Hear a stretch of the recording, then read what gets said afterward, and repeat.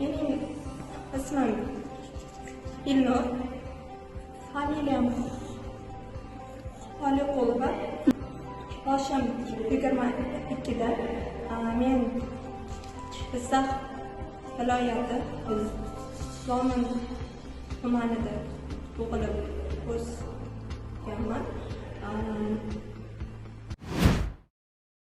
Shu duduqlanish bilan hammadan ajralib turdim, odamovi bo'ldim, yovvoyi bo'ldim. Bitta gapni o'zim yetkiza olmadim. Kerak bo'lsa, o'zimni radnoy bo'lgan tug'ishgan opam ham menga mana shu kamchiligimni urushgan paytimiz yuzimga solgan. Men o'shani alami bilan hozirgacha yashayman. Men nimaga bu holat bilan tug'ilmadim, nimaga men mana shu holat bilan yashashim kerak deb o'zimga gapiraman. Endi bu toshni men uzoqlarga qaytib mana yonimga yaqinlasha olmaydigan qilib otaman. Hoppa!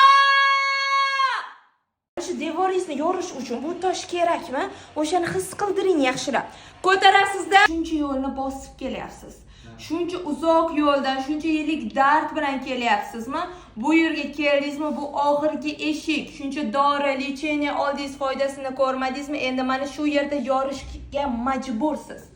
Davay, tasavvur qilamiz. Ana u yerda bizni maqsadimiz bor va u maqsadga biz yetishimiz uchun duduqlanish, hayajon, qo'rquv bizga devor bo'lib chiqib turibdi. Biz u devorlarni hozir yoramiz. Qanday? Mana bu yerda katta tosh bor deb tasavvur qilasiz va bu toshni olib, kuchingiz boricha, ovozingiz boricha u toshlarni yorish uchun foydalanasiz. Birinchi ko'rsataman, keyin siz.